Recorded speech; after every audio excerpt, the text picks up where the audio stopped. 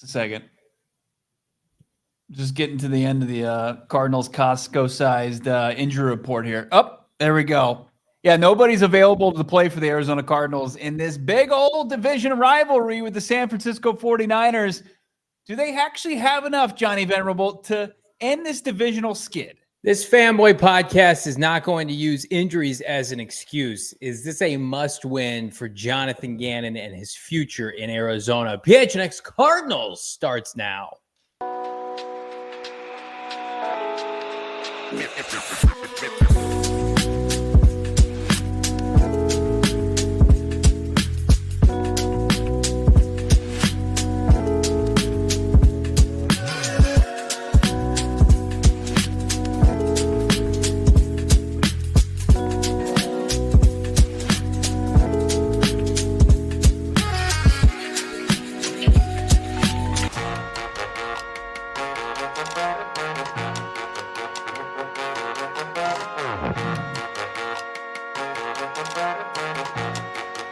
Hey, welcome in. Live from Studio K, presented by our friends at Circle K. It's the PHNX Cardinals podcast, your premier, #1 in the world, Arizona Cardinal podcast. Like and subscribe, friends. Leave us a 5-star wherever you get your programming. I'm Johnny Venerable. He, of course, is Brock in Studio K. No man behind the mic. We do it every day at 4:30 by hook or by crook with this team, Bo. They're fielding a full squad or if they're minus a full deck, we will be here. Yeah, just looking at the Cardinals injury report, and it seems like it's never ending. It's infinite and littered with who's who, but they still have some key players and some of them coming back. We'll get into that here on PHNX Cardinals, of course, brought to you by our friends over at Bet365. Never ordinary. Download the Bet365 app today. Use the code PHNX365. Deposit $10, bet $5. Get $200 in bonus bets. Love to see the chat littered with all of those supporter emojis there. I heard the Suns, they signed up 75 supporters yesterday. That's unbelievable. Tip of the cap to the just absolutely white hot Suns. Love to see it. Wow, must be nice. Yeah, winning games. What's that about? You're not supposed to do that. Deb, Evan, Jersey Cardinal, Ken Weber, Jacob, Johnny back up from the camera, Gannonite, Jeff, T. Cleary, AZ Moses. I see everybody. Schaff was here bright and early, about 12:30. The entire squad here to talk and preview this football game. Love this community. Kind of down on this team right now. Love this community, down on this team. God, only the Suns. It's like, hey, the Suns are supposed to be bad this year. Actually good. Cardinals supposed to be good. V bad. Very bad. Maybe the worst of the worst here. We're going to get into it.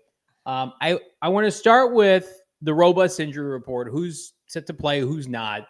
And then I want to have a big boy and big girl conversation with my co-host about what a loss would mean for Jonathan Gannon. Because there's a lot of perceived notions of shill boys on this podcast. We're not here to shill. We're here to have open and honest conversations. We're big fans of JG. We've had him on the show. I even had somebody, message me earlier today. This is hard because I like Jonathan Gannon. My guy, #1 D-backs fan on Texas, told me that. It's like, this is hard. But you know what else is hard? Winning games. And that's very important. Bo. Right. No, I think we take pride in, obviously, the relationship that we had built to be able to get Jonathan Gannon on the show several times, but we maintain and we try to hold ourselves to this, keep that objectivity, right? And I think if you tune in recently, it's undeniable what's going on, unfortunately, in the desert. And there's going to be some numbers you're going to look at, and it's tough to find, a path forward in most situations. And, I don't think this varies much from that at all. So we're going to continue that. And I'm scared as far as this one that Johnny's kind of setting the foundation for. But let's get into the injury report. Was out at the facility today. Gannon wouldn't give us too much, but the injury report gave us a lot. We knew Marvin Harrison Jr. and Mac Wilson were going to be out of this game. Yeah. Mac Wilson with the rib injury, and that seems like it's going to be more significant than beyond this week.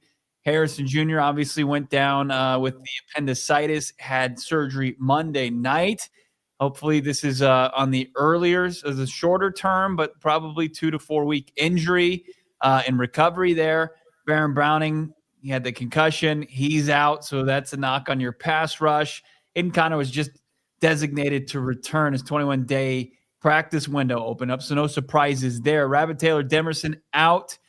Jonah Williams, he's going to be out, Johnny, so that means Calvin Beachum step on up to the right tackle spot. Don't hate that. Yeah, and then you look at some questionable. There's Calvin Beachum right there. He's like, yeah, I'm here. I'm present. Yeah, questionable. You got Will Hernandez questionable. Bam Knight questionable. Walter Nolen the third questionable. He looks like he's poised to make a third straight start. D-Rob looks like he's ready to go. And then we'll see if BJ Ojulari, who would need to be activated, maybe could pick up the slack where Baron Browning kind of leaves it. Yeah, I mean, like, Hayden Connor, we don't expect. Baron Browning, who was frankly terrible last week. Let's see Jordan Birch for a week. I don't have a problem with that, Bo. Marv, we've outlined. Very unfortunate. I think the two that are kind of a sticking point. Rabbit Taylor Demerson, who's been playing well, has got an ankle. So, again, not practicing at all. And then Will Johnson. Will Johnson is going to miss his second straight game. Not a candidate for IR again, though, or at least it doesn't feel like it. So you would assume he's going to return shortly after this week, but he's got to start practicing. Cardinals have depth, though, at that position. And then I expect Walter Nolen to be back. Right. Max Melton off the concussion. Yeah. I mean, no non-contact yellow jersey for Mad Max. He was out there, looked good, looked fleet of foot.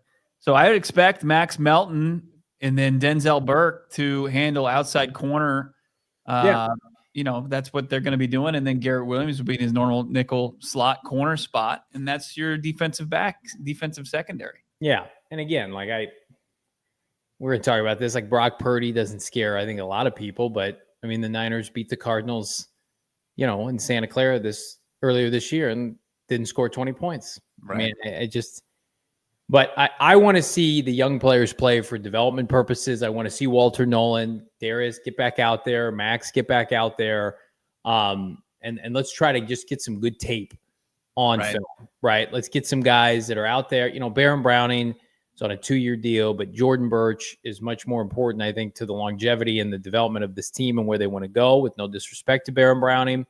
So to me, the injury report was kind of made very disappointing by the Marv news earlier this week. So it would be tough to top that for your boys. And we had always heard that Will Johnson was not going to play this week. When we had kind of broke down our update as it relates to Walter and Max, we heard that there was a really good chance that they would play this week. That's good, considering where Walter Nolen was, Bo, last Sunday, having to be helped off the field. We feel there were. So, yeah. I'll just answer the super chat here. Lamar Washington, $2. Is Trey Benson returning this weekend? No. I mean, Trey Benson has to be activated. He hasn't practiced at all. I think you and I were kind of leading that charge where a lot of people thought he could come back right after his timeline was up. He tore his meniscus. He has a torn meniscus. Mm-hmm. And so he had to have surgery on that. I think he had surgery. Mm-hmm. And so it's like, I mean, I don't know if he did or not. Well, maybe regardless, he's a torn meniscus. So he either had surgery or he's on the mend regardless. And at that point, you're a running back, you're cutting in the open field, you're changing direction, stop, start. Right. I mean, I think for me, there's a reason why we were like, oh, maybe they should just trade for a back to get through this season. Right. I mean, now there's, with all due respect, they're slumming it with Bam Knight and DeMercado, and that's unfortunate. And credit to Mari, he's played well the last 2 games, right? Yeah. Not too bad. Some of it, both of them, maybe kind of where the game hasn't exactly been in the balance. But look, you're looking for a little bit of balance as far as offensively, instead of just we're going to pass every single down. You need to at least try to strike fear that you could break a run here and there. And Amari's done that for the most part for the Cardinals. In a limited role. But here, I want to add something. Trey Benson did go under arthroscopic surgery in October. So he did have surgery. Okay. I thought I'd seen that. Seen him around, and then, I don't see anything like significant, like his knee's not wrapped or anything like that. So, good. That's good to know. So it was more non-invasive than it was, serious haircut of his meniscus there. Right. Calvin Beachum, as we mentioned, he's questionable there. Is it addition by subtraction with Jonah Williams not being able to go with the shoulder? I think the fan base is willing to see what that's like, what life is like without Jonah Williams starting at right tackle. And that Beach was credited with 2 sacks against in the Seattle performance. Who takes Kelvin Beachum's role as the 6th offensive lineman? Talking to some other Cardinals reporters today, probably John Gaines gets that role. Maybe John Gaines. Maybe they activated a Josh Fryer. We'll see what that's about. Do they have more like fullback Josiah DeGuara? Is he back there? Is that how they supplement, the offensive line? Because we know it's Byron Murphy the second. Seahawks said about Jacoby Brissett, he was like a sitting duck. It's not the same defensive front coming at you, but it's just been one of the league's worst. So you gotta have a better performance. How do you do that down a couple of guys? Yeah, to me, it's like let's see some of these other players. I'm at the point with Jonah Williams. This is gonna sound harsh. Like I don't care to see him play for the Cardinals again. Like I've seen all of I needed to see. Right? Like who needs? Oh yeah, we got to get some more tape to decide whether or not we're going to bring him back. Like he's a free agent. I mean, it's been a massive disappointment. Not dogging on him as the person. The product that he's put on the field this year has been atrocious. And then last year, it wasn't healthy. I at least have seen Kelvin Beachum play well as a member of the Arizona Cardinals. So John Gaines was drafted by this regime. Get him out there. Josh Fryer, developmental guy who's been with the program now for the better part of 9 months. Get him out there. 8-9 months. So they're like, we're going to get to a point here. It's like new blood players that we feel like have a future with this franchise.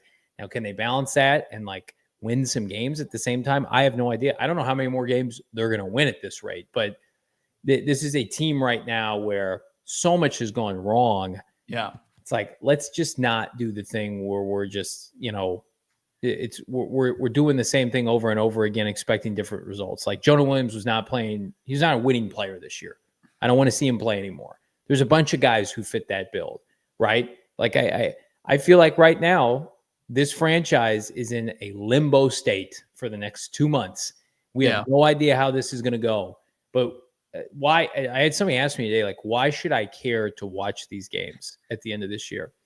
I think the perfect way is these games are going to dictate who's coming back from the quarterback, which we feel like we have a pretty good handle on, the offensive coordinator, and then the head coach. We're in that period now. So I would very much encourage everybody to watch these games with us on our watch along on Sunday and see like, okay, which players are stepping up, if you're a veteran and you're aloof for the last 2 months, you're going to get cut. My odds for will cut you. Yeah, and like you talk about, you mentioned the quarterback, but also the quarterback that's healthy and playing. Yeah. He's playing for what his role may be in 2026. 100%. Like a lot of people have said, well, it's going to be Jacoby here and going forward. Jacob, I'm not.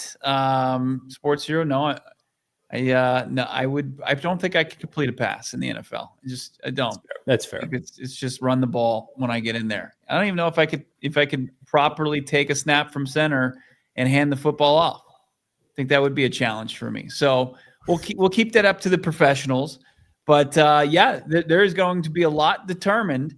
And it starts this week. It's not like, hey, the next 8 games, and then we'll kind of look back at it and take kind of stock of it and inventory. Yeah. Like this is probably, as you've mentioned, your last opportunity to win a divisional game that semi means something. It's not just a throwaway finale. This is a 6-4 Niners team.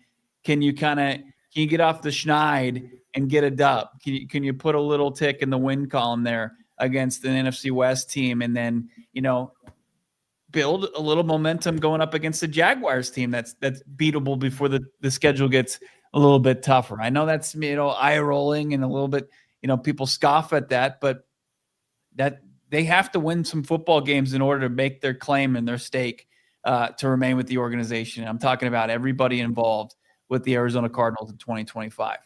Let's come back around the break. And let's talk about what Jonathan Gannon needs to accomplish here with some pretty sobering numbers. That's coming up. You don't want to miss it. Plus, our game predictions. Drop a like. It's PHNX Cardinals. I'll tell you what is pretty serious. My love affair with Rally House. Our friends at Rally House, big time sports goods distributor here in the Valley. Hell, they're a Valley staple. Friends, if you haven't shopped at their one of 3 locations, Tempe, Mesa, Glendale, you are missing out. We get people all the time that ask us, like, I'm coming to Arizona. I want to load up on gear. Don't really, have a ticket. I don't want to go into the team store. When is that open?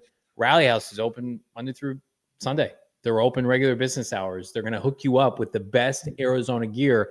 Unlike the Cardinals Pro Shop that only has Cardinal stuff and the D-backs and the Suns, it's like this has all Arizona encompassing gear. Diamondbacks, ASU, U of A, Cardinals, Suns, whatever you need, they got it. From hats, jerseys, to drinkware, signage, coolers, and more. Find your Rally House location nearest to you. But I'm going to tell you right now, you do yourself a favor. Next time you're in the East Valley, check out the Glendale location. It is a Phoenix sports mecca, an Arizona sports mecca. Scan the QR code on the screen and check them out, rallyhouse.com, Bo. There is some exciting things going on as far as State Farm Stadium this Sunday. Sure, it's a bit of a must-win for the Cardinals, but here's a great cause that you can contribute to by hanging out with our friends over at Crown Royal. Crown Royal's got the Purple Bag Project that will be going on there in Glendale as the Cardinals prepare to take on the Niners. And Crown Royal believes it's not what you have, it's what you give. And what they want to do is they want to give back to those who are honoring and the bravest among us, America's military heroes. Here on the heels of Veterans Day, here you have our friends over at Crown Royal and the Purple Bag Project, where they're going to drive. It's the ethos of generosity. It's the Purple Bag Project that was born, and it was turning their iconic purple bags into care packages for soldiers and veterans. They're teaming up with packages from home, and they're going to send them to individuals serving across the entire world. So consumers in attendance will get the chance to pack their very own Crown Royal purple bag this weekend. Check them out and get all the information. Visit crownroyal.com/purple bag project. That's crownroyal.com/purple bag project. It's an incredible cause. Go be a part of it at State Farm Stadium this Sunday. State Farm Stadium doing a lot of good stuff with our friends at Crown Royal, 100%. Just because the Cardinals aren't winning many games doesn't mean that they're not putting on some tremendous events like that one. Hit that like button. Subscribe to PHNX Sports. Become a member of our supporters club. As we mentioned, Suns adding 75 new supporters last night. It's awesome. Let's see if we can get that train rolling here. We got a ton in the chat. If you're considering and open to it, just $5, click that join button. We would appreciate it. Yeah, there it is. Supporters Club for the sickos. And you get access to members-only videos, which we've already started rolling out. We're going to roll out a hell of a lot more, Bo, here in the coming months. And then, of course, we've got the emojis, chats, tons of stuff for the real ones. Get in on the action today. I gotta be honest with you. I love it that this community is growing. Yeah. But from like the Suns standpoint, I know it kind of like bleeds over, but like Eric Ruby and Espo and Steven, they're walking with their chest puffed out pretty high today. It hurts me as well. I think that we need to prove that the cards community of PHNX is the strongest. So sign up for the low price and become a supporter today, and then flex by showing your Johnny Chug emoji. It's the best one we have. We were brainstorming earlier today, so just a little inside baseball for the people that are new around here. So Bo and I know we cover the whole scope of the offseason. Mm-hmm. So Bo and Noah will be in Mobile for the Senior Bowl. We'll all be at the Super Bowl. We'll all be at the Combine. And we're going to have every opportunity to talk to the major players in this media market, in the NFL landscape, about what's coming up, what's next for Kyler Murray. If this team changes coaches, who's next to roll the dice in the NFC West. So again, you want to become a member and you get all the good stuff that comes with that. Speaking of what comes next for the head coach of this franchise, you would have had to tell me before the season, like, hey, Jonathan Gannon lost his job as the Cardinals head coach. Like, I would have thought, like, well, there was some scandal, something terrible happened, right? Like, never would I imagine. Because, like, there were people out there, like, clickbait, like, hey, he's on the hot seat. He's not on the hot seat. So much so that, like, you and I are pretty confident, like, he wins a couple games here, he'll be fine. But what happens if he doesn't? What happens if this team falls to 3-7 this weekend with a chance to go 0-6 in the division? We had Britton Golden on our post-game show last weekend saying he would be surprised if the locker room wasn't at least partially lost. Like, how do you assess what Jonathan Gannon is facing right now? And is it over? Can he overcome it, frankly? I mean, the Herculean effort to overcome what's already kind of the damage that's been done. The one thing like it's going to be tough, especially for casuals out there who just look at the raw statistics. Yeah. They're going to see that Jonathan Gannon was hired in the offseason of 2023, and he was the head coach of a team that won 4 games his first season and then 8 games, and we'll see where they come in this season. But as far as his win-loss record right now, it matches up usually with a head coach that has shown the door after 3 seasons. Like very, very rarely this day and age do we see coaches who have a win percentage that of Jonathan Gannon, overall and in the division, live to see a 4th season. And it's unfortunate. I know he kind of gets the benefit of the doubt as far as the first season. And a lot of the good things that JG has done transcends the playing field. It does. But he's very cognizant of, everybody else is aware, and I'm getting to it. People they're very aware this is a production league, and he had his regime, his coaching staff has not produced enough wins, and it's going to be tough to persuade, at least half of the fan base to be on board and wade through the offseason and have confidence going into another season under JG and crew. And that's not like me saying anything like out of line. Like, I think that's more in line with the majority of the fan base right now. That's me just trying to get a sense of that. I think that's incredibly well said, because I feel like, listen, there's a big segment of the fan base that wants him gone today that are convinced it's not going to work out. And by big, conservatively, 75, 80%. And barring a winning streak here, I don't think that's going to change. I think you're going to go into January with either a pissed off fan base that's directing their anger toward their head coach, or a pissed off fan base directing their anger at an owner attempting to do a new coaching search, right? But one of those can be semi-mitigated in an offseason. You get a new coach in here, you get a new regime, and it's like, okay, let's change it up, new vibes. We've talked about that before. Sometimes you just need a new voice. Here's my toughest assignment right now is yes, I'm very, very sympathetic of the injuries, but I also know this team was losing games long before they started losing players. I think it's evident. They lost to the Tennessee Titans, and Kyler Murray was healthy, and Marvin Harrison Jr. was healthy, and Calais Campbell and Josh Sweat were healthy. Will Johnson, I think he missed that week actually, but they went to San Francisco, couldn't score 20 points. Jonathan Gannon's coaching staff, it cannot be disputed, through 3 seasons has underperformed in the division that they have to perform in. And underperform might be putting it mildly. Let's take a look at this graphic, Bo. Had Noah Man whip this up. He likes to put everybody in prison. I don't necessarily agree with that. Jonathan Gannon. Straight to jail. Yes, straight to jail. Jonathan Gannon is 3-12 against the NFC West. 2-3 against the Niners. Both of those dubs coming last year. 1-3 against the Rams. One coming from a year ago. And then 0-6 against the Seahawks. He was 0 for his first year. We thought trending up 3-3. This year, he is staring down the barrel of potentially another winless division season, which is just unfathomable. He's 0-9 against winning teams dating back to October 21st last year, when they barely beat the Chargers, couldn't score 20 points in that game. And then maybe the most damning number is he's 15-28 overall. Yeah. We've had Benjamin Albright on the show. We talked to people close to the situation who are adamant that he's safe. And I think you and I believe that right now, yes, on November 14th, we expect him to return. But there is a lot of time between now and the end of the season.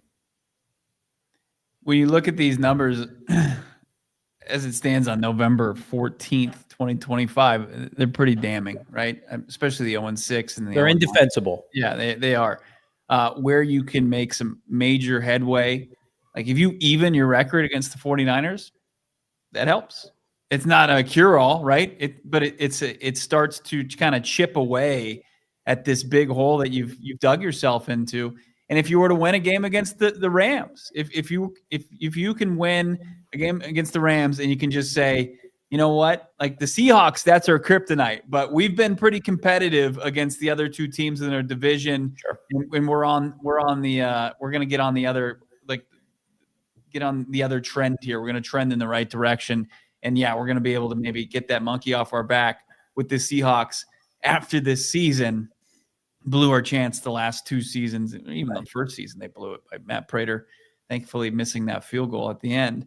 But yeah, I mean that's the only way. I mean the only path forward is to chip away, and it starts Sunday against the San Francisco 49ers. Like you dropped to 2-4 against the Niners, and then you dropped to, what was the record against the Rams?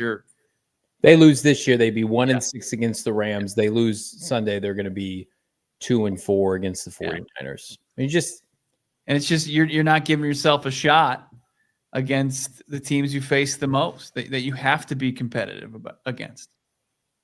Again, people are going to say, well, they're playing Jacoby Brissett. Kyle Shanahan's winning games with Mac Jones. Geno Smith beat your ass twice last year. He never lost. Geno Smith never lost. Like I if this continues, right?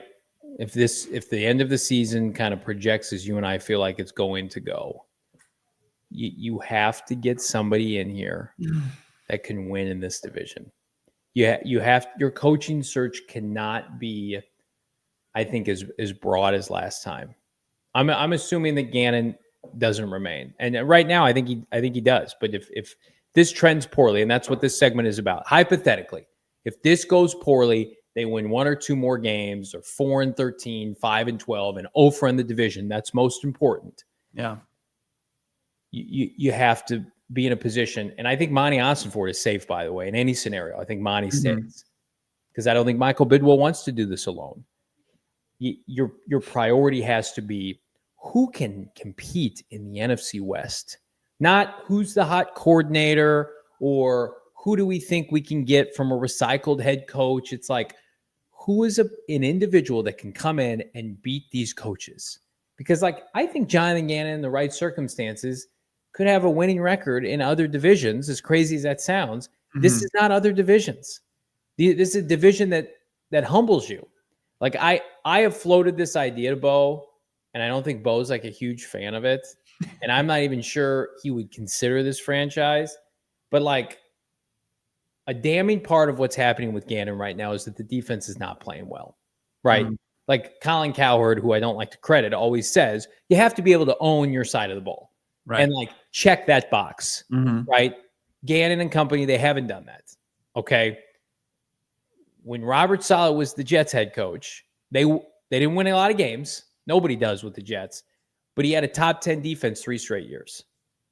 I look at Robert Saleh, if you would weaken the 49ers unequivocally, they're winning games with defense alone.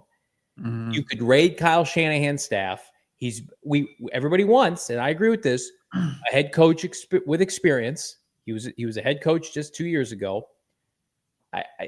Listen, he's not my first choice, maybe, or maybe he is if unfortunately things don't work out with JG. But a Robert Saleh, I saw him beat Mike McDonald earlier this year. I saw him destroy Sean McVay and Drew Petzing. I've seen that with my eyes. You have to be able to make those connections. I don't want Joe Blow, coordinator for the Bills or whomever, to come in. Oh, the West, let's play in the NFC West now. And it's just you're undressed. The only coach of the last 20 years that can compete in this division is Bruce Arians. Right. Everybody else gets in. So Saleh to me is just well, he knows the flipping division and he's a hard ass, and you could make the Niners weaker. So you're all right. But I have no idea. I'm speculating, but that's what they're missing right now. Is it not? Yeah. No, I mean, BA took advantage of Chip Kelly and Jim Tom Sula in San Francisco, and Jeff Fisher in St. Louis / LA. He beat the Seahawks. But yeah, he went toe to toe and beat Pete Carroll in the Seahawks.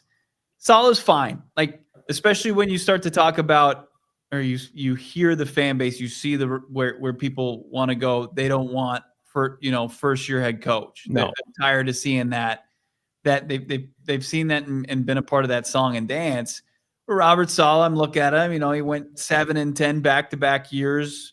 Was 2-3 when he was fired, which is pretty incredible. Just seeing how down they were losing games like 16-13. I mean, yeah, and they were running out God knows who at quarterback and trying to win football games, severely undermanned in New York. And that's just kind of what year is it you can apply to any year since, the 60s for the Jets. I mean, we saw that storyline talked about ad nauseum last night. Yeah, I'm not completely out on the idea of Saleh. I don't know. People are saying in the chat, not to interrupt you, I don't know if he would take the offer from Bidwill. I think he would, because he's a defensive head coach, and how many of those opportunities are going to come around for a defensive head coach? But like Kyle Shanahan say, you don't want to work for Michael Bidwill. I don't think so. I think Jonathan Gannon has made it clear, I love working here. I love this. Right. Just not winning enough. Yeah, it's changed. I think what we've talked about, some of the positives outside of the lopsided win-loss record, Gannon and Monty Ossenfort have done a good job in steadying the ship and making this a respectful organization, and they'll continue to do that. Right. Because a couple of years ago, before Monty Ossenfort, there were a couple of guys in line from the front office in San Francisco that they wanted to interview that just said thanks, but no thanks. Sure. Rand Carthon, who was an embarrassment in Tennessee, and Adam Peters, who after kind of striking rich first season in Washington, struggling a lot in his second season. Saleh's fine. I think you can put Saleh there with Mike McCarthy. If you were to get into the non some of the coaches without Brian Flores, I see loving that in the chat. I feel like if you're going to go defensive former head coach, get the guy who knows the division. Not that Flores wouldn't be good, but. And I think the only person without head coaching experience I would consider would be Clint Kubiak. I agree with that. So the big pivots, whether it's you're looking at the Cardinals and you're talking about the places where you have to have a dude at every spot, head coach and quarterback. And the Cardinals are going into a pivotal offseason with not a whole lot of options.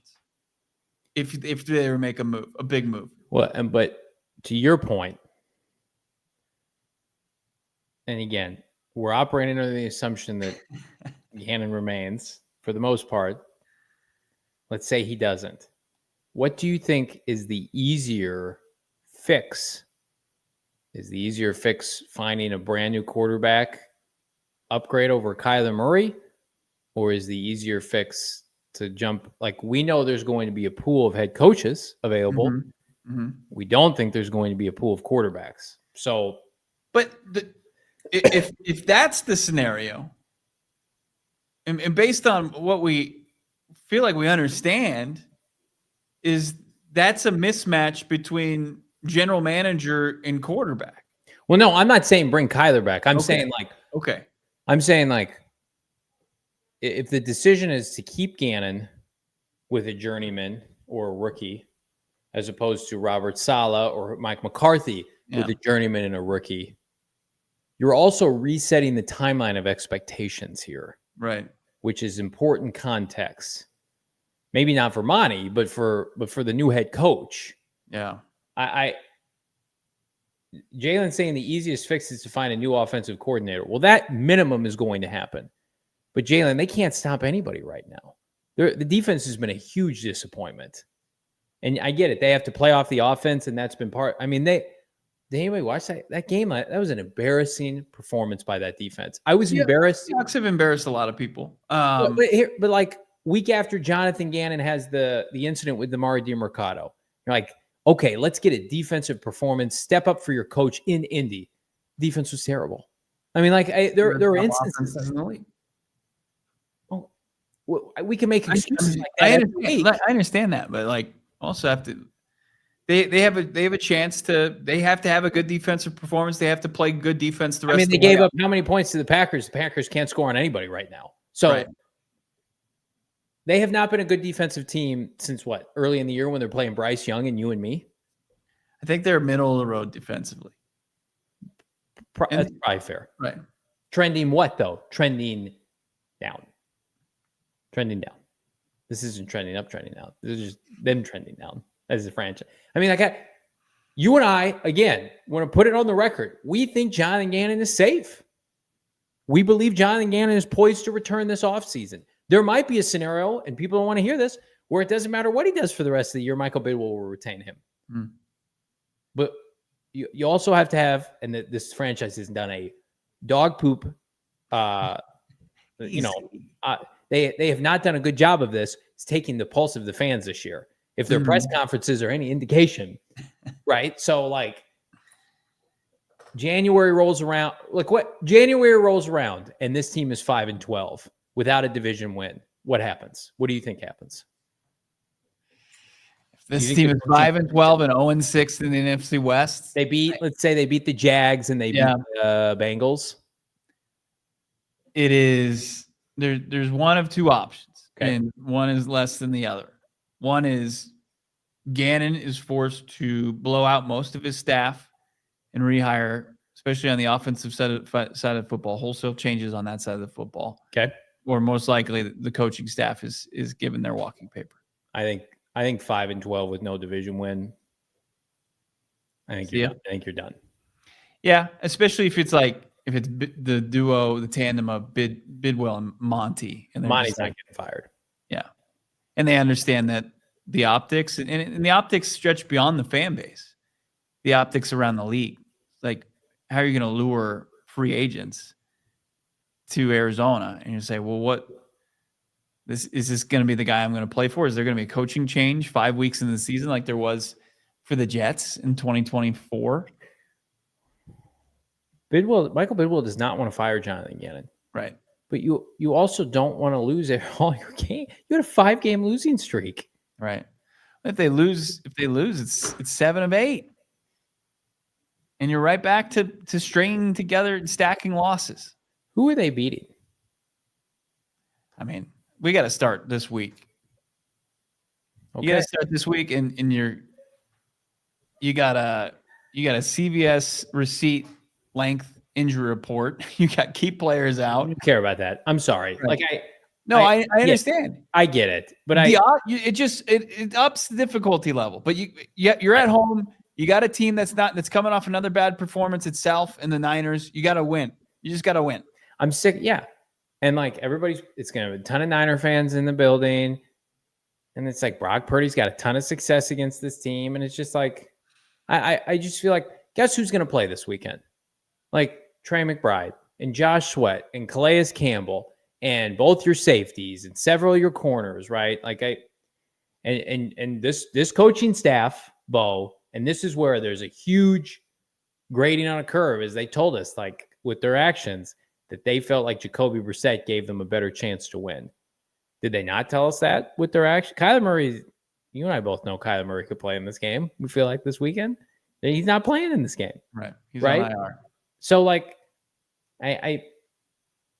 get it. Times are tough. First of all, they don't even want to throw to Marv. So, all right, we're going to get into, you want to quickly legacy game. Yeah. Yeah, there's some other things that we need to get into before we get into our key players of this game. All right, how about Johnny? I mentioned the quarterback position. Yeah.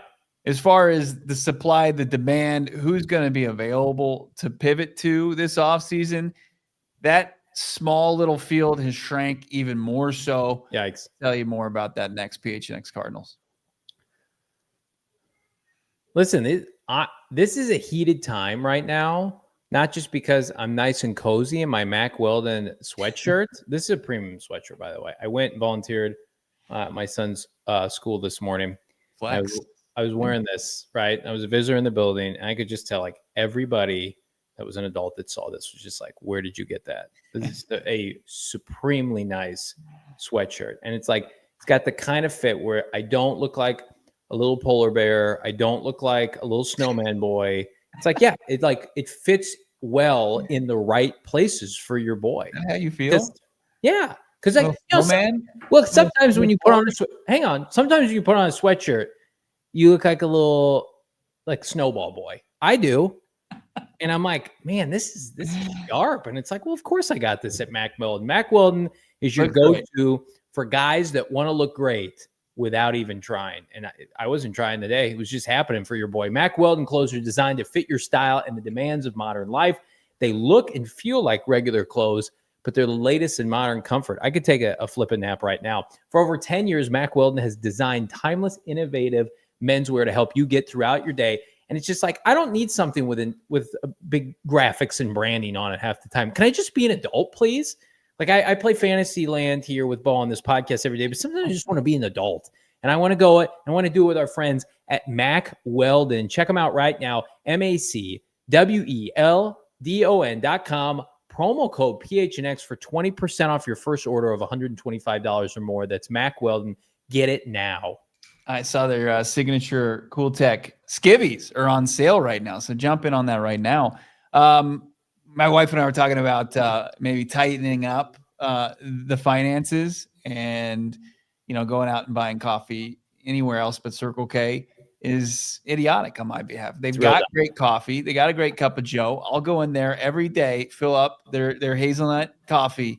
I'm in on that. I'm out on the other stuff. No more the days of me going drive through some, fancy schmancy coffee joint. No, it's going to be Circle K because I'm a member of their Inner Circle rewards and I'm saving big as far as my cup of Joe goes. And also, Polar Pop, I'll do that in the afternoon, get it fixed there. Of course, they got their meal deals, their Matrix meal deals. It's unreal what's going on at Circle K. Plus their fuel. You got it going on next week, November 20th. They fully registered for the Inner Circle members who can enjoy 40 cents off participating Circle K locations across Arizona.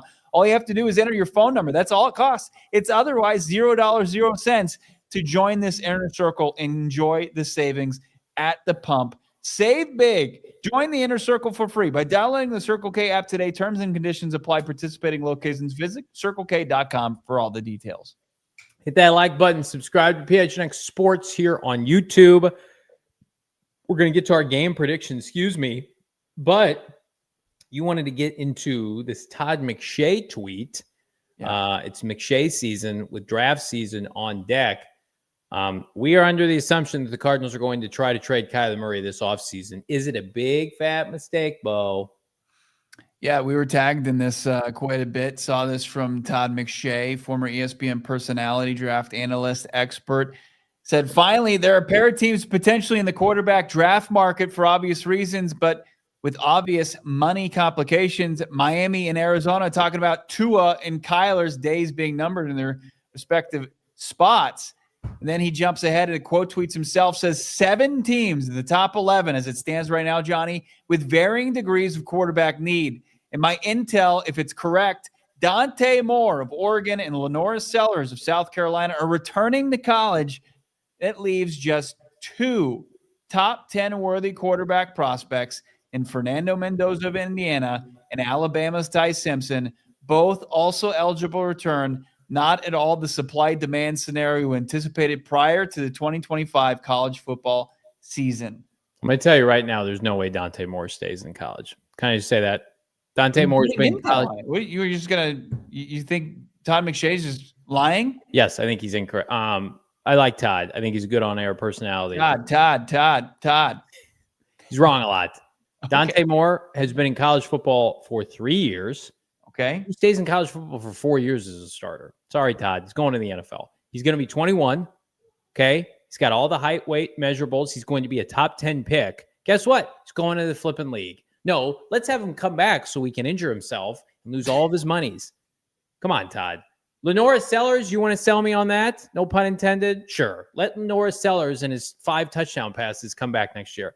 I'm not sweating that. It'll be Mendoza, it'll be Ty Simpson, and it'll be Dante Moore in this coming draft. Book it. You can clip this right now.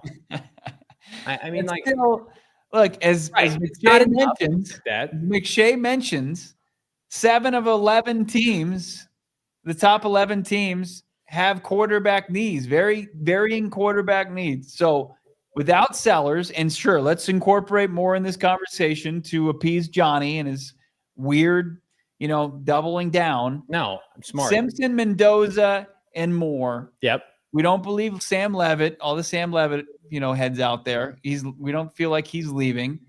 Nussmeier's sliding. So you've got basically those 3 and then some beyond day one options. People are saying Dante Moore didn't play last year. He played a ton at UCLA. He played some last year, but he started as a freshman at UCLA. Yeah, he's a redshirt sophomore, right? How much college football do you want him to play? It's not like he's like a 1-year product, like he's got 1 year tape, like people were saying about Joe, what's his name, Arch Manning's ass for Texas Longhorns. No, first of all, Dante Moore's coming to the NFL. Sorry, they're going to win a national. They could win a national championship. Let me come back to college football. No, he's playing in the NFL. All right, Tua is not leaving Miami. Right. Tua will be the quarterback of Miami. Please explain to everybody why that's a likelihood. Isn't he they'd have to absorb $80 million in dead cap, correct? He just signed his contract. Yeah, I mean him and Trevor Lawrence and Dak Prescott and these quarterbacks that seem to always be on the hot seat, you can't move these contracts. I know Schrager was talking about how they might just take on the hip. No. If it's $99 million in dead money. If they trade him, it's $45 million, which I guess they could potentially do. No one's trading for Tua. Right. I'm saying this respectfully with his concussion issue. That's a non-starter for most. If they release him, as far as pre-June 1st release, they get negative $42 million in cap. It's $99 million in dead cap. If they do a post-June 1st release, they have to take on $67 million in dead cap in 26 and $31 million in dead cap in 27. He's at least with them through next year, minimum. They are high if they think that they are getting rid of Tua. You're not signing a guy one offseason, moving him the next, I guess 2 off seasons from now. Kyler Murray's situation is way different. Kyler Murray's contract is done after 2026 with guarantees. It's over. Tua's contract hasn't even kicked in. They're by the way, they're winning games. They've won 2 of 3. They're going to beat the Commanders this weekend. They're Mike McDaniel's going to get fired, and then they're going to bring in another head coach, and they're going to say, I want Tua as my guy, and they're going to have Tua back next year. So that will cross off. The Dolphins could take a developmental quarterback, sure, but they're not getting rid of Tua. Let's do this real quick. Okay. Real quick, because this is going to happen every day now. 7 of 11 quarterback needy teams. Okay. Varying quarterback needs. Okay. Cardinals are one of them. So there's 6. Okay. Kyler Murray fills one of those needs. You got 5. You got Dante Moore, that Johnny Venerable says is coming out. He will declare. Fernando Mendoza. Yeah. And Ty Simpson. So those are 3. So you've got 2 now. 2 spots. Right? Okay. So I'm going to run through this. Okay. First, Tennessee doesn't need a quarterback. New Orleans, I think, is more likely to add a veteran potentially. But we all need to root for Tyler Shuck to play well at the end of this year. 2 touchdown passes last week. Looked pretty good. The Jets, we've talked about it. Looks like they're positioning themselves for a quarterback in 2027. We think that's a logical destination for Kyler Murray. Yeah. Benjamin Albright has said that. The Giants aren't taking a quarterback.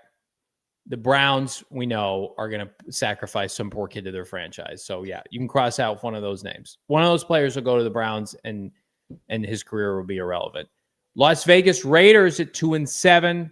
They'll take a quarterback. 100%. Geno's terrible. Washington, no. Don't you think they could go for a Mac Jones? Yeah, I mean, that they tried that with Geno this year. Yeah. If the Cardinals, let me just spell this out for everybody.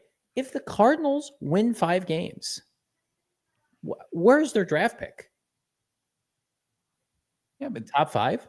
Yeah, that's gonna be tough. They're gonna get a quarterback if they're in top 5. So if what we're projecting is true, and they slum it the rest of the year, hello, they're getting a quarterback in the top 5. I'm not worried about it. I'm not stressed about it. I mean, like the 2025 NFL draft. I'm going to pull it up right now. I'm going to look at everybody's record. Okay, hopefully Wikipedia has everybody's record. It doesn't. Flipping course, it doesn't. All right, 2025 NFL draft. Gosh darn it! Come on. Where's they weren't good. Like some of the teams at the bottom of the top 10. I just want to see how many flub. Tankathon. Does Tankathon have 2025 results? Here we go. All right, Tankathon. No, I can just look at the standings from last year. I mean, all right, I'm going to cross-reference. This is not good podcasting. No one wants to talk about this. What do you want? All right. What do you want to know? Here we go. Standings 2024. You ready? Okay. Titans were a disaster. They won 3 games. They had the first overall pick. 3 games, first overall pick. Jags had the second overall pick at 4 wins. Yeah, but they moved up. They drafted. The Patriots had 4 wins, okay, at 4th. The Giants had 4. So there were 3 teams with 4 wins. Yeah. The Giants, Patriots, and Jags. Or no, the Giants had 3 wins. I'm sorry. This is terrible.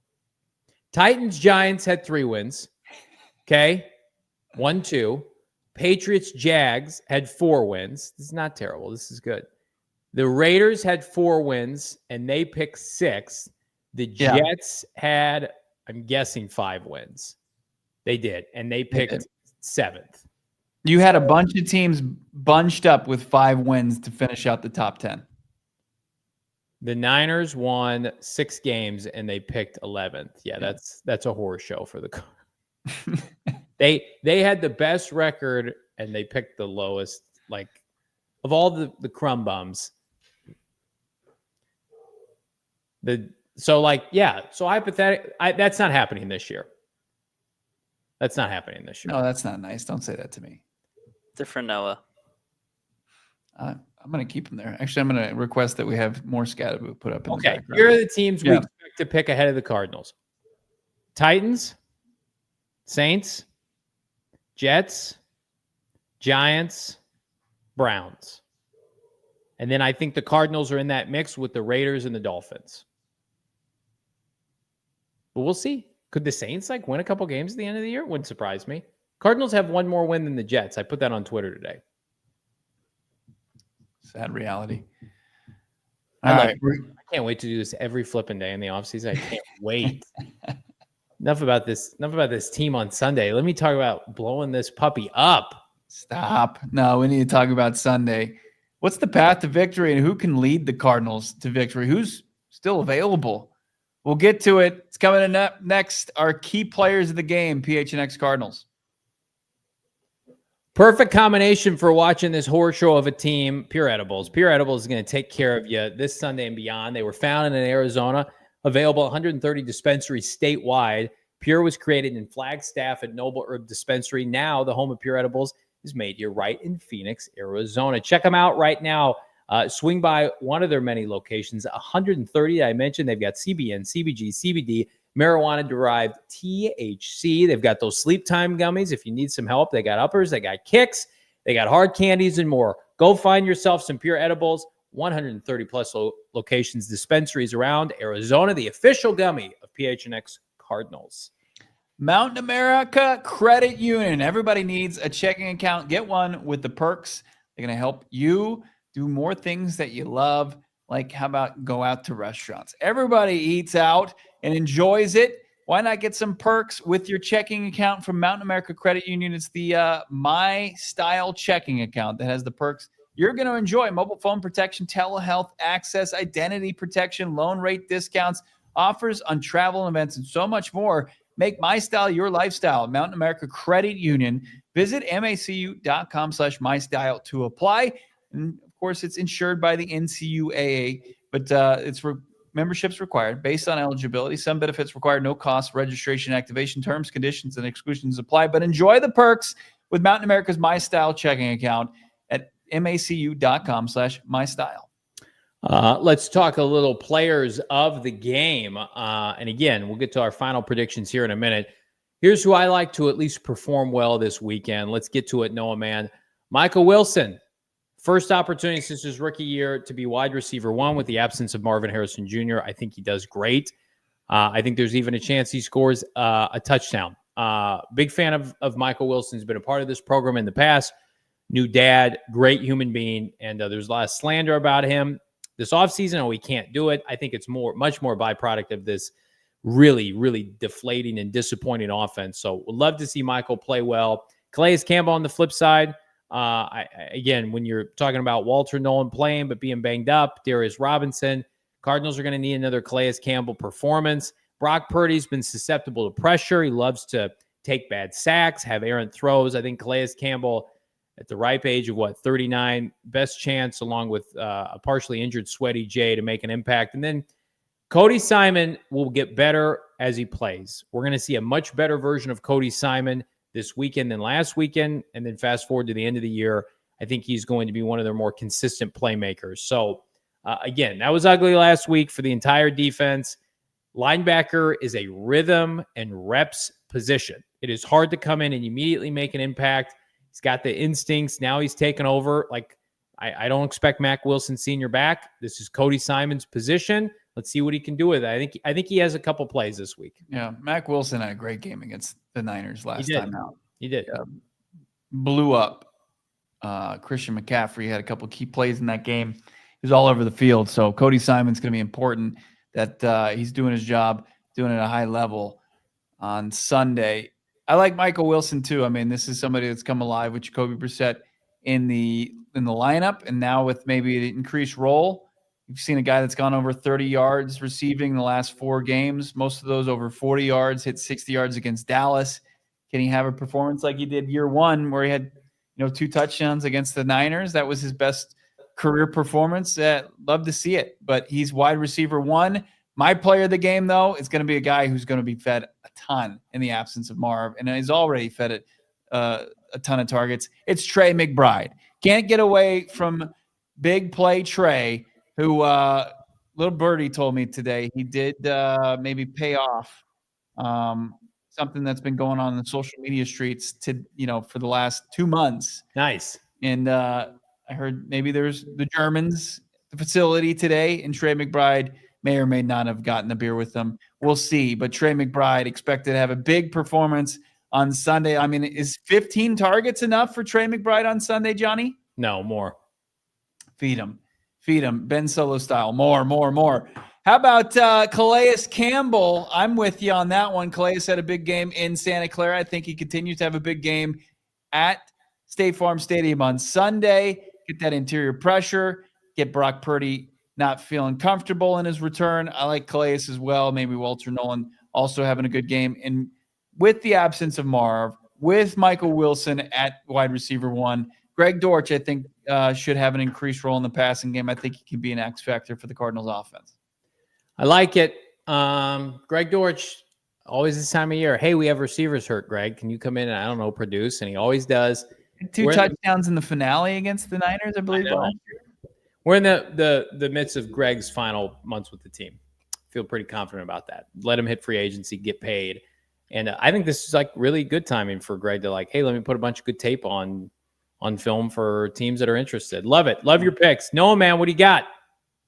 Well, on offense, we got Elijah Higgins because I like him a lot, and I like the way he plays. I like how physical he is.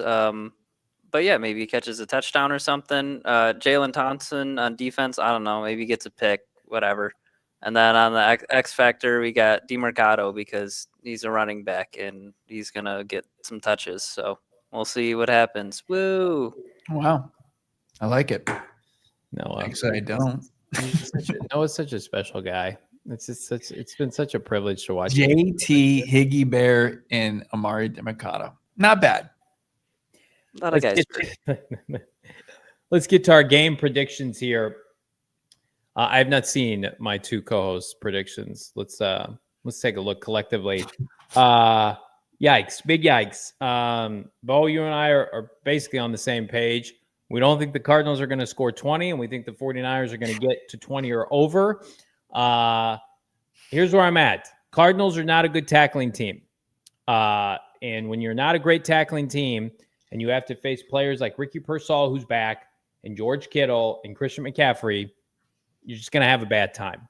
I want to believe that this team can play well. I'm so down on them. I'm down on the culture. I'm down on the infrastructure. I think if Marv was playing, I'd probably feel differently. But I think Robert Saleh. I think there's an outside shot. Like the Cardinals could be shut out in this game. That'd be awful. That'd be terrible. Just point this out. Noah makes a mockery of this entire segment. He doesn't have a cartoon head, so he's making the note of it. That's how I feel about this game. Yeah, you've got your prediction, Noah, if you want to take us through it. Yeah, it's 34-17 49ers. I've watched this team play football all year, and I've lost a little bit of faith. I think the defensive effort will be a little bit better, but there's just not a lot of options playmaking wise. Cardinals didn't score a lot of points in Santa Clara. They had a lot more weapons then. I think they fall 20-16. They got to prove us wrong that they can beat a divisional opponent. They can beat a team with a winning record. They can, if they win, they'd be 2 or 3.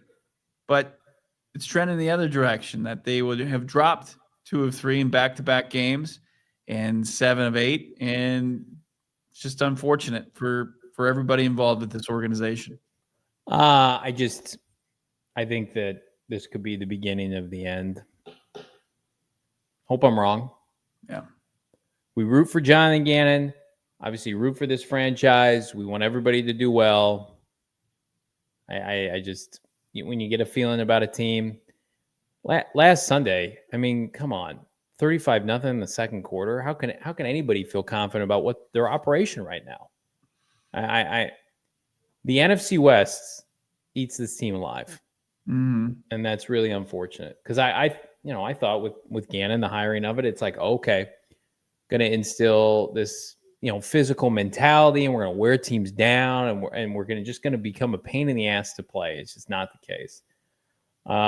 Let's grab these super chats here. We appreciate everybody watching right now. Jacob B, we didn't forget your super chat. We got it, my guy. Usually do them at the end of the show. $4.99. Like they say in real estate, location. State Farm Stadium is unappealing. Stadium should have been built in Tempe or Scottsdale. Well, they tried to build it in when it was University of Phoenix Stadium. They tried to put it in downtown Phoenix, and taxpayers said no. Glendale said yes. Bidwill's never turned down a good deal. Lamar Washington, $2. Is Trey Benson returning this weekend? No. Am I returning this weekend? TBD. We'll see. You are. You'll be here Sunday. We're going to hang out big time. We're going to have a great time. Let's get some food. The power of friendship might propel this Cardinals team to a close loss. Let's keep it going with Desert Vulture. $10. Thank you, Desert Vulture. So kind. Cards fan for life, but Gannon is too defensive and pressures and denies problems. Niners still have playoff hopes. It will take a solid 4 quarters of play, which hasn't happened this season. All correct. Like Gannon a lot. Like him a lot, but the defense, right? Blah, blah.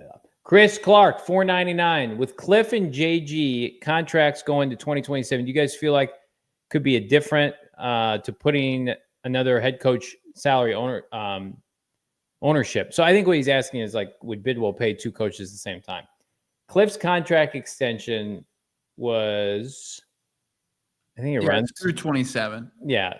He's getting some of it offset, but not nearly as much being an OC. It would help if you got a head coaching contract this offseason, but it doesn't look like he's going to be a hot commodity this offseason. Yeah, that other shoe fell. Whoops. You can't bring back a coach that loses like 13 games. Right. Just that, it doesn't matter what the money is. How do you how do you envision? They didn't do an end of the year presser last year, right? Somebody needs to get their ass up there and talk to the fan base in January. Do you think that's happening? I mean, Gannon has his exit presser, right? But not yeah. like a holding like Monty and Gannon or Monty and Bidwill. Like we need to see people talk about like what the hell happened here, guys? Right. How are you going to fix this? Right. Maybe they won't though. Oh, for sure. $4.99. I think it's time for Matt Ishbia to buy this team. He has shown he can accept when he is wrong and adjusts. Michael Bidwill does not want to sell the Arizona Cardinals. It's been in his family, and he wants to win with this franchise. I don't feel like this year ownership is to blame. No. For the demise of the 2025 Cardinals. I don't feel that way either. John, they were lucky to hire Austin Ford and Gannon when they did. They were hot commodities. They were not, hey, this guy was a DB coach somewhere. No disrespect to DB coaches. And then they have the biggest win of the year is the new facility being built. Right. Gannon and Austin Ford have been running the football operations since 2023. And they've made a ton of great changes and improvements. This on-field product is on them. They've made these decisions with Kyler and the free agents and who to play and who to empower, a la Drew Petzing. Michael Bidwill, like as crazy as it sounds, he wants to leave them alone. Yeah. And I think, and I'll tell you right now, Bo, if he keeps them despite a really rough year, that should show you that he's not in charge of the football operations, that he wants them to be successful. Yeah, let's not let recency bias of the Suns say like Matt Ishbia's tenure so far has been an overwhelming dub. Cardinals don't have a Devin Booker, and Matt Ishbia didn't draft Devin Booker. Like that, NBA is like a star player, 5-player league. I mean, like 53 players help you win every Sunday in the NFL or lose. AZ Moses 89.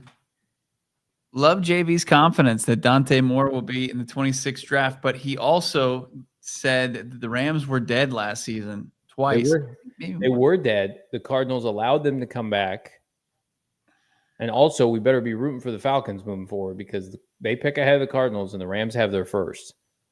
I think Dante Moore could be an LA Ram next year. Never know. Brian P.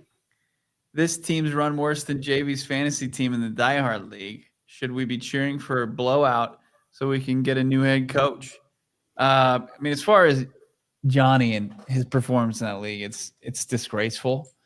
Talk about bad ownership. It doesn't get worse than that. Cool guys.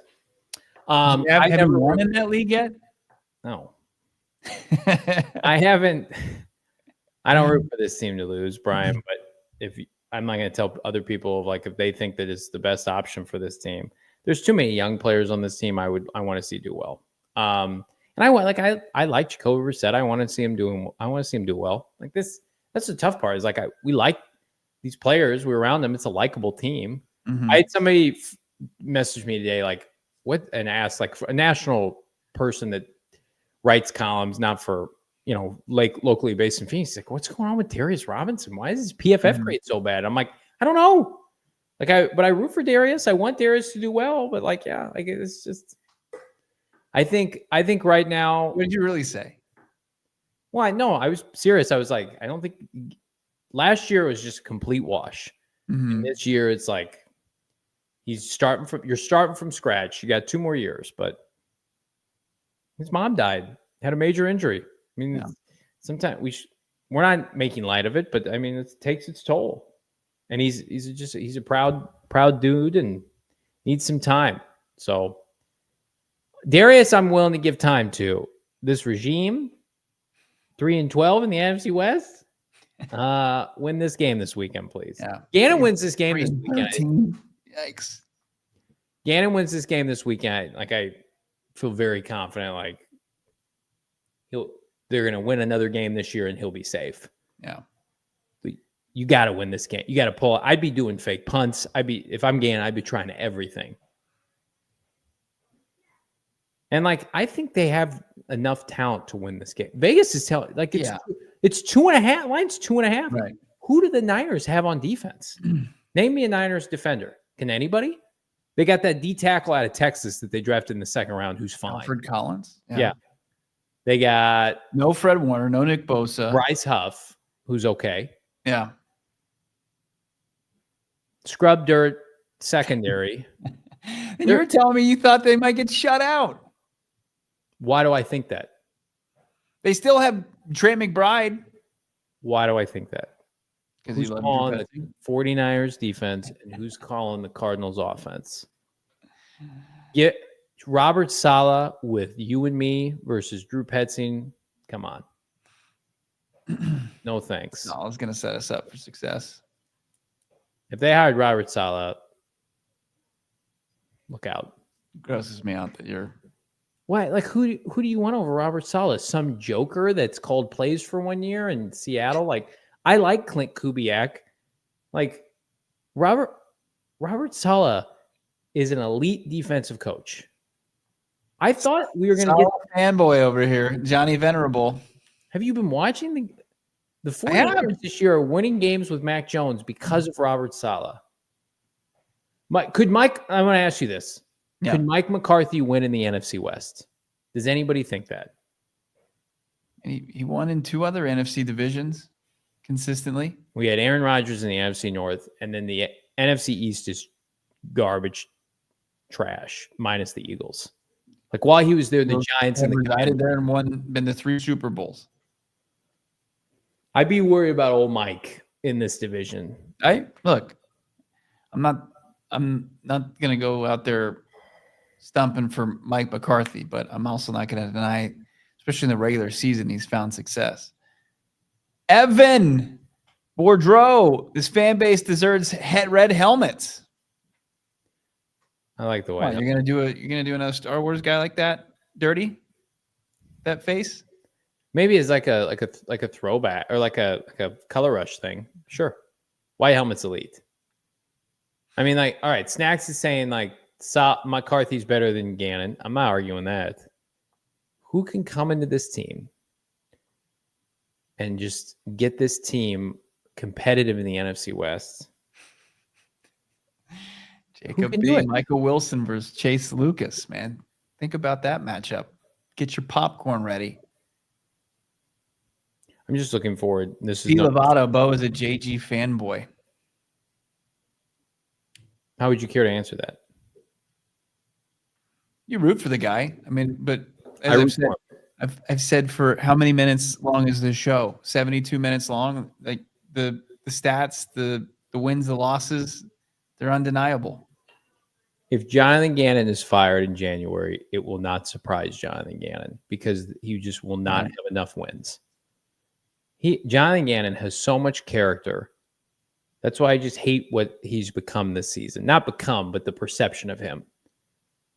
He's a great, great person, great family man, like tremendously respected around the NFL. He wants this team to do well. Right? He's not, scheming behind people's backs like Keim did. Like, hey, he's an easy guy to root for. And, like, the players loved him. He got an NFLPA grade last year. Mm-hmm. He just cannot win for whatever reason right now. And that is, listen, there are a lot of guys that I don't particularly care for in the NFL. Like, I talk about all the time. Like, Sean Payton is not a friendly dude. Like, to media, like, just he has a reputation of not being a great guy. Right. But he's a winner. He's a winner. Like, I think if you were to stack Peyton versus McCarthy's resumes against each other, they're very similar. Well, one has, yeah. They both had 1 Super Bowl. Right. That's fair.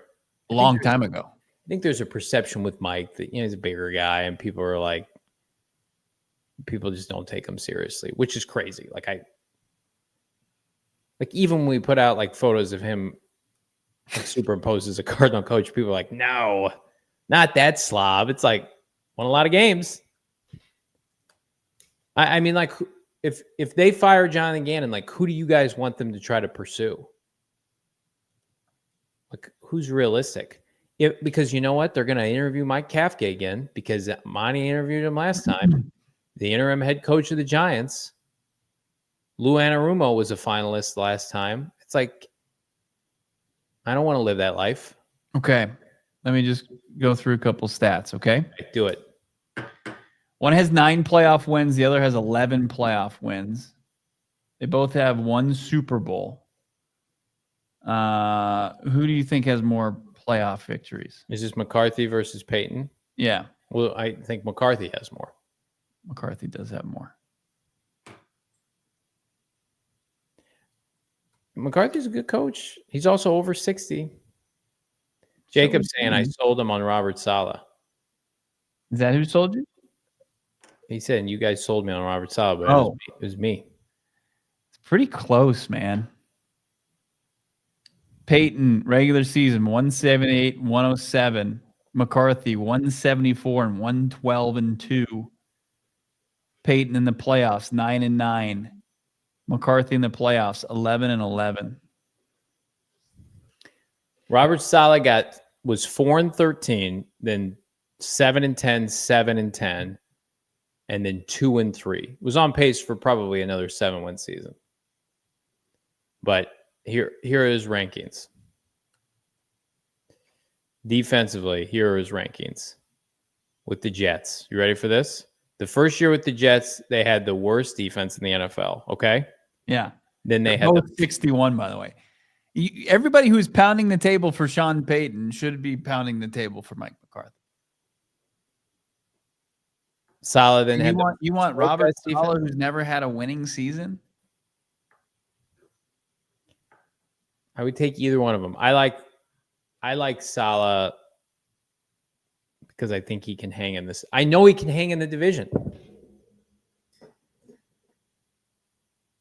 Like, I know he can stop Mike McDonald's offense. I know he can slow down Kyle's offense. I know he can slow down McVay's offense. I want a proven commodity in some fashion that says, like, Robert can do this. And then it's like, okay, maybe draft a quarterback or get lucky in free agency. And it's like, I thought we were going to be winning games with Gannon like 17-10 or 21-17. Again, Saleh is not a guarantee by any stretch, but I do think if you're Monty Ossenford and if Gannon gets fired and you have to nail this hire, Bo. Yeah. Ryan's making a good point. Like, Saleh couldn't hang post Patriots dynasty in the AFC East. I think the Jets had a big part of that. I think that it was the Jets. Wasn't just the Bills in that division. You know who is Patriots? Who his GM made him draft? Zach Wilson.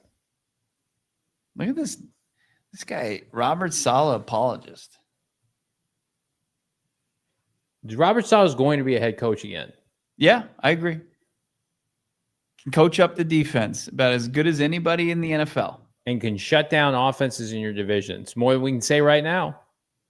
But yeah, let's get the Liam Cohen version of a guy in 2026 and have him bring somebody from like Iowa State's defense to come coordinate the defense. Oh, that'll do it.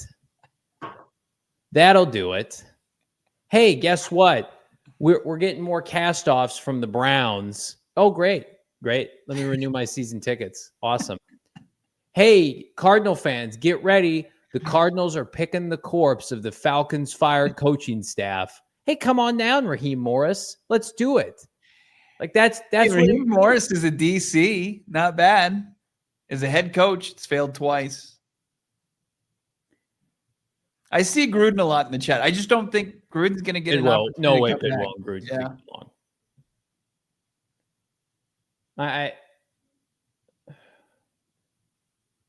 I want a hard, like they need it. We thought we were getting this again. They need a hard ass. Mm-hmm. Did you guys not watch that? 35-0 in the second quarter.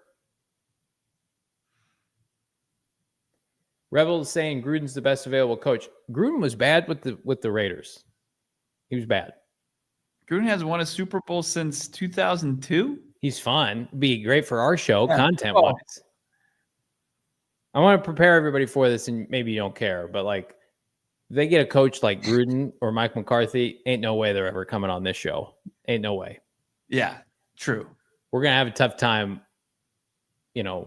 with any replacement coach getting them on our show. Mm-hmm. Unless the Cardinals are like, hey, go on PHNX Cardinals. But that's why we love Gannon, because he'll come and be on our show because we're big show boys. Maybe we could get Chucky. I don't know. Maybe Gruden would come on the show. Like Peyton, who was like big media guy when he was in it. Once he got back into coaching, he shut out the media. I just can't believe we're having this conversation on November 14th. Like Gannon could be fine. Now, with that being said, Bo and I are speaking in hypotheticals. Nobody nationally thinks Gannon's getting fired. But a lot can change between now and then. Like you have to avoid non-competitive performances, which for the most part during his entire tenure, they've been able to avoid. Those are few and far between. And the new JG. Oh, Jesus. And you got to be able to win some football. You got to win some games. Ken's saying, so you guys want to lose. I don't know if he's talking in the chat. I would love them to win every game.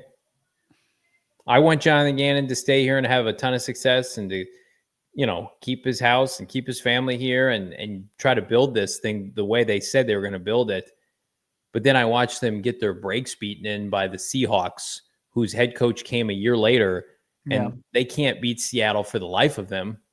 Like people are saying, well, they almost beat them earlier this year. They got their ass kicked for 3 quarters that game. They were losing badly in that game.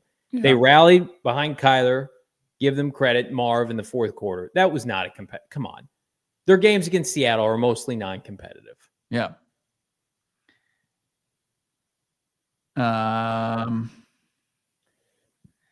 Glad Hand says, I'd like to see Gannon with a top-tier offensive coordinator and quarterback room fixed. That will be what they try to do if Gannon's retained. But again, like who's fixing the defense? Are they fixing the defense? Yeah, like the defense is like this big liability. I mean, Bo. They just got blown out. They had a great performance the previous week against a good offense. Like it's not a doormat. But everybody was healthy. It was like perfect. It lined up. Oh, everybody's healthy. And now it's like, what are you talking about? They didn't have Will Johnson, Max Melton. Oh, you're right. Look into that game, sure. I'm not making an excuse for the ass. But at the same time, I'm not going to sit here and say like the defense has been atrocious. Brian Schottenheimer versus Jonathan Gannon. I like that matchup. This coaching staff versus the NFC West. Does anybody like that matchup? That should be the conversation we have. Entering 2026, does anybody have confidence in this coaching staff to go toe-to-toe in this division in 2026? Nothing gives you the confidence right now. Nothing should. Nothing's pointing that direction. Low Dog, $2. Need to look at the college level to find a head coach. Only if my guy Siggs is coming. You want Signetti? That'd be great for the show. That guy's a great quote. Cardinals wins. Google him. Cardinals hire Brian Kelly. Marv's immediately like, get me out of here. Kelly. You know what I saw today? You know what trash I saw? Then we got to get out of here. Everybody needs to get on with their weekend. Lane Kiffin, he's interesting. Somebody sent me a mock draft today. Oh, Todd McShay's mock draft. This is everybody who's like, Dante Moore's staying because Todd McShay said so. Todd McShay at the Cardinals. Hold on. Let me guess. Picking 11th. Okay.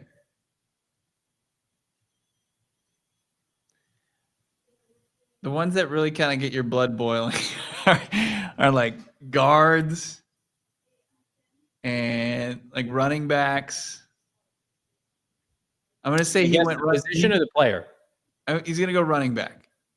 Todd McShay with the 11th pick in the 2026 draft after a nightmare season.